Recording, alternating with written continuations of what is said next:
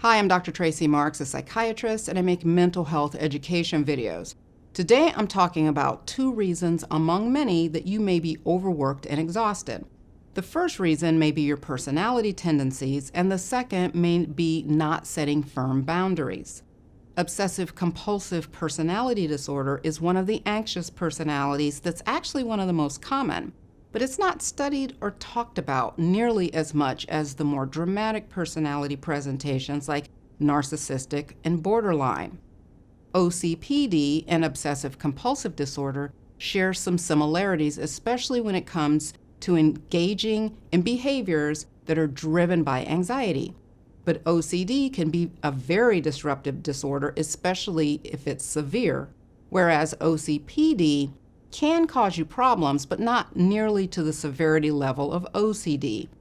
I think one of the reasons we don't hear a lot about OCPD is because some of the characteristics of the personality are socially acceptable if you're in an environment that values hard work and excellence.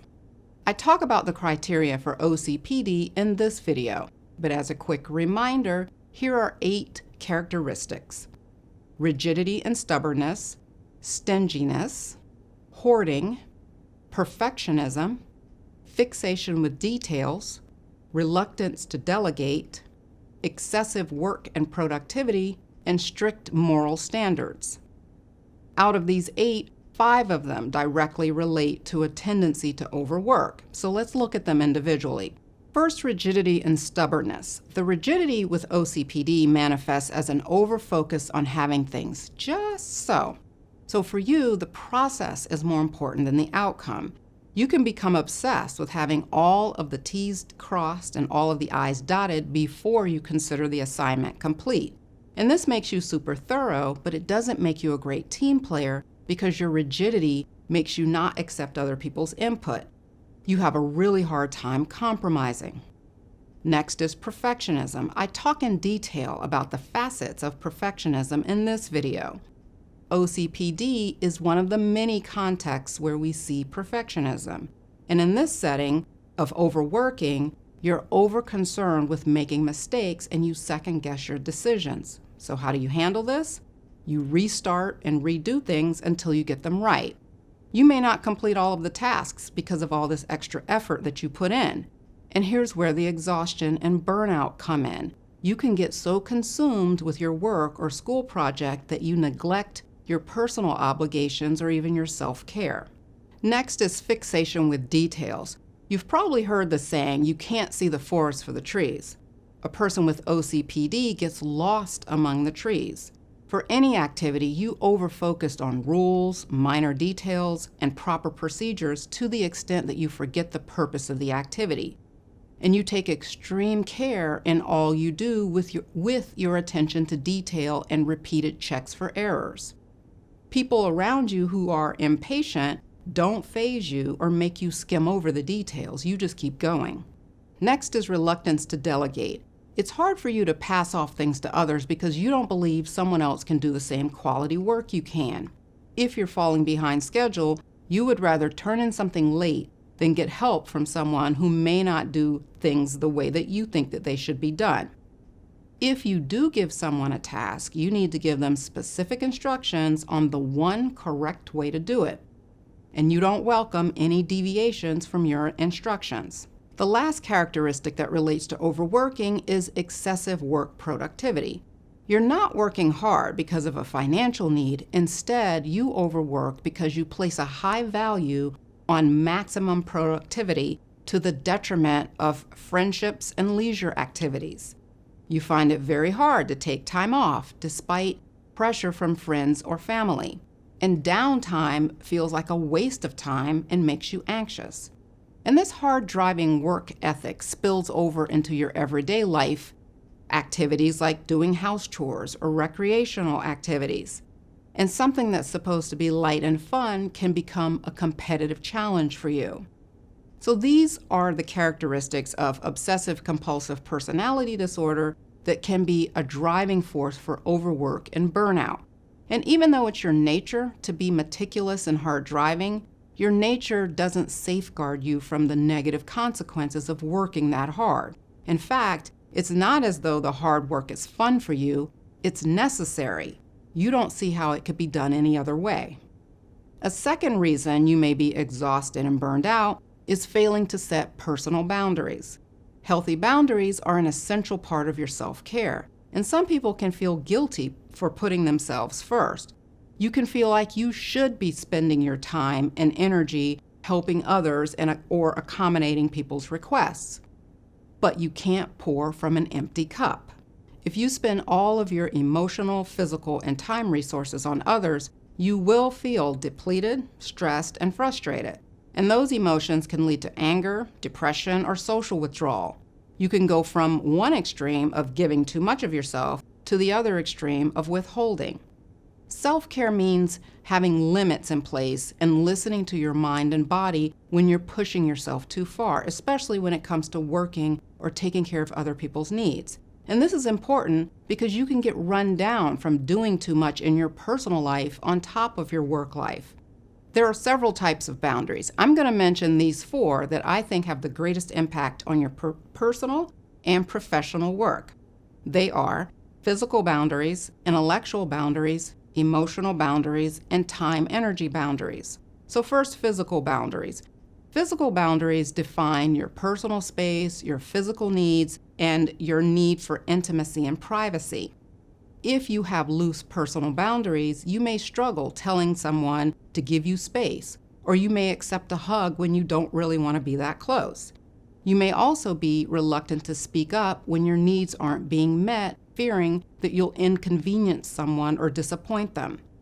Here are some examples of things you could say to set clear, healthy physical boundaries. I'm not a big fan of hugs. I'd prefer a handshake. I'm starting to get hungry. Would you like to get something to eat with me? I'm going to exit because I need some time to myself right now. Intellectual boundaries refer to your ideas and opinions. Someone can violate this boundary by dismissing your opinion or discounting your thoughts about something. Examples of what to say to set healthy intellectual boundaries are, it's okay that we have different opinions. We don't have to agree about everything. I'm not comfortable with this topic.